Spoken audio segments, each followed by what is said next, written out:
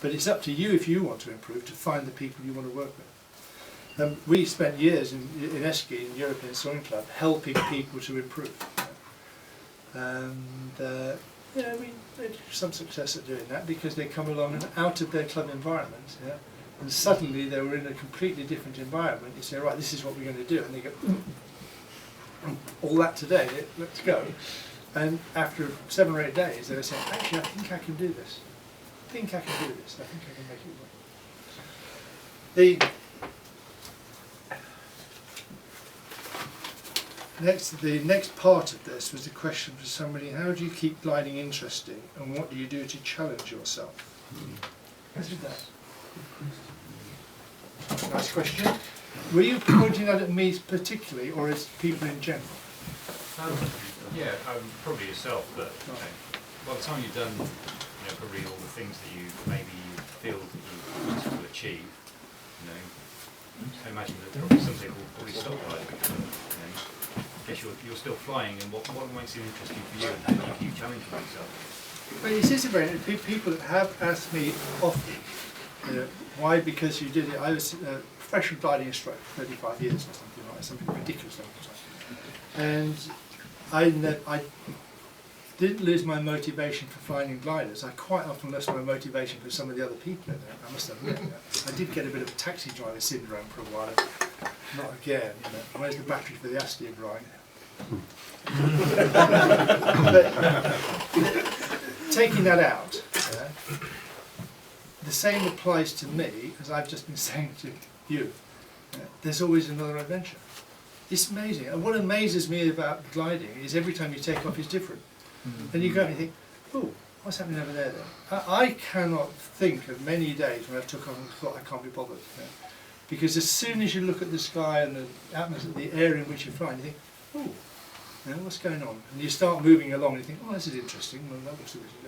And you push yourself to have new adventures. But of course, some of these adventures have been in fairly exotic places, and so they've been really serious adventures.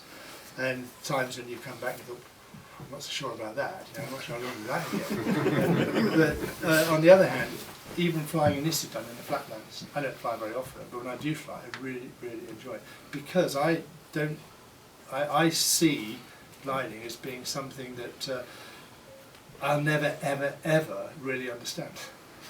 I'll never be really good at. I'd be good as anybody else, but I'd still every day think, I don't know why that happened. And I go over there thinking there'll be 4 knots, and no bloody thermal. And it's amazing, isn't it? And you think, well, why didn't I see that then? What happened there? And that's one of the reasons competitions are so much fun. Because gliding is this sort of altruistic environment where you never really, there's nothing you get from it apart from your personal satisfaction. There is no gain to be had in gliding apart from sheer enjoyment of doing it. That to me is a great plus, in that I can only do it for one reason, and that's because I'm enjoying it. If I then fly, perhaps this is royal we now, if I fly, and the same way as you might say for yourself when you fly, I'm not really certain if the decisions I made are good ones. I'm flying along thinking, yeah, I'll do this, I'll do that, just move over there, but that was a good climb, I was really aced that bit, and I'll move on again. I don't really know whether it was good or not until I do it with somebody else. And he's doing it, and I'm doing it, and I'm watching him doing it. He gets back 2 minutes, 3 minutes, an hour before me. I think, oh, what did he see? What did he see that I didn't see? Well, how did he find the energy that I didn't find? And then I find that a challenge. I find it I don't find him beating me a challenge. What I find is a challenge is, where did he find that from? How did he make it work? And something we teach in the coaching all the time, you're not flying against other people, you're always flying against yourself. What matters is what you do, not what other people do. And if you're only thinking about what other people do, you don't get out of the sport what's available to be got from the sport, but also you don't really improve because you're thinking the problem is them, that they're better. In fact, you use whatever's happening to improve your own skill. And all of the top pilots that I know work on the basis that they can improve every day. That none of them ever go to fly thinking that I'm going to be better than anybody else today. because they know that that's not the case, and it can be quite difficult. It's a very great leveler, riding. You can just, when you think you've got it all sorted out, you end up in a field. I can tell you, I have landed in a field in national championships in South Africa when the cloud base was 14,000 feet. Not many people can beat that. It was the most fantastic soaring day, yeah? And I just got sidetracked by trying to catch somebody else. And so it's a great level. It's very interesting to do in that sense. So the motivational aspect that is so important is essential to making progress, because it's very hard work. You want to get better in gliding, you go and fly your glide, you fly along with somebody else and they're doing better than you. Yeah? But you know you can steer the glider as well as they can. Yeah? You've got some idea about what goes on, the same as they do, yeah? But they're actually doing better than you. I can be fairly certain that one of the major reasons for this is they're probably working harder. Mm. And for years now I've done team training for British team, American team, Australian team, Italian team, and I love team training. I think it's really interesting because the people you're working with are really interesting and really motivated. And you fly with the guy and you can see the way he's flying, what he's doing, and you can see that he's not working hard enough. He's just simply not gathering information enough, and he's not translating that into decisions, and he's not implementing the decisions at the right sort of frequency, in the right way. And he's being just a little bit lazy about certain things, and you say to him, okay, look, you can fly like that, and you're a really good pilot, you're a really talented pilot, but you won't win anything like that if that's what motivates you. And what makes the difference is the level of motivation. And you can see it in people. You can see that some people, when they get in the glide, they really, really, really, really want to do it well. And other people are very happy once they're up there. Got to the top of the therm. Just swan around a bit for an hour and calm down. Oh, there's somebody over there. I'm going to go that way. And it's just stages you go through. Yes? But if you are motivated to do it well, then you work hard, and if you work hard, you get the reward. Really, really small thing. Just make sure I'm not missing something important on that, because just a small thing.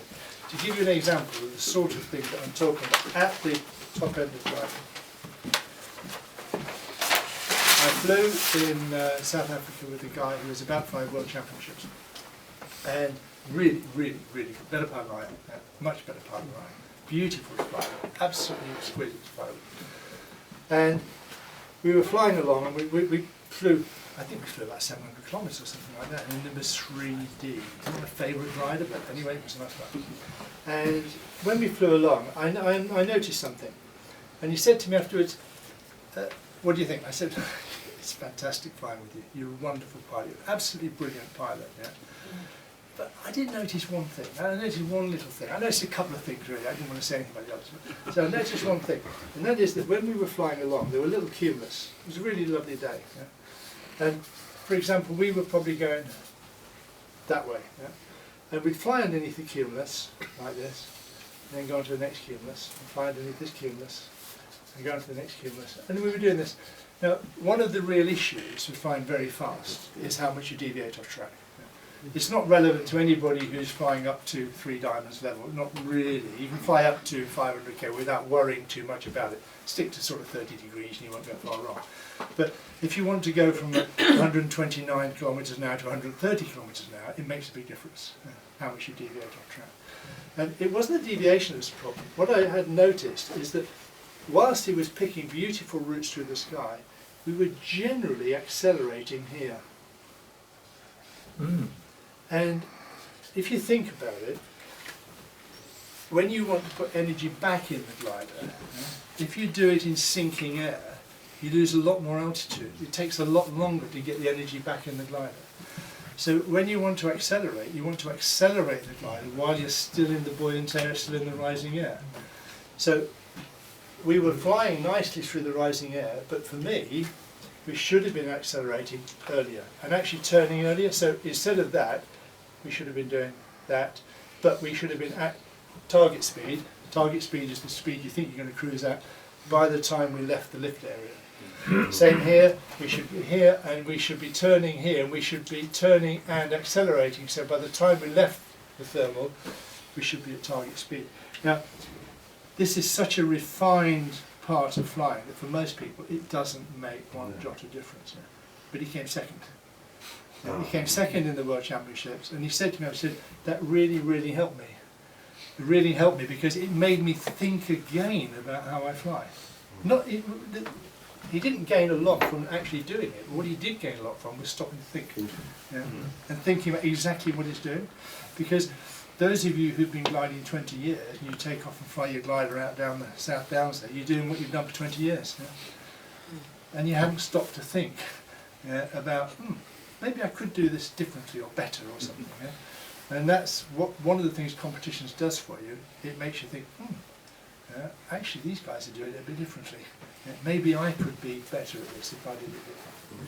And I know that this guy's he's a great friend now, and he learned, I learned this lesson from other people in the past, that every time you fly, you analyse what you're doing, you think about it, even if you've only just gone solo, you analyse what you're doing, you think about what you're doing, you think about how you can do it better. And you refresh yourself and motivate yourself for the next time you fly. So the next time you fly, you think, right, I'm really going to do that a bit better now. I'm really going to do it nicely. Those of you who are Silver Sea, Gold Sea level, take off in March, a nice thermal day in your Astia, your LS4, if they'll let you fly the LS4. And you take off and just try. Entering the thermal, you're flying at 60 knots. If you dare cruise that fast, you're flying at 60 knots into the thermal.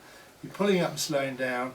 You roll into the thermal and you pull it to 45 degrees of bank, and you settle down at exactly the speed you want. Exactly the speed you want. Without any dishing out, without any movement, without any aileron drag or anything. And then you do it without looking. You do it when you're looking for other gliders. So what you're practicing doing, what you're actually practicing doing, is flying the glider beautifully whilst you're doing something else. Because up until then you've been flying the glider beautifully when you've been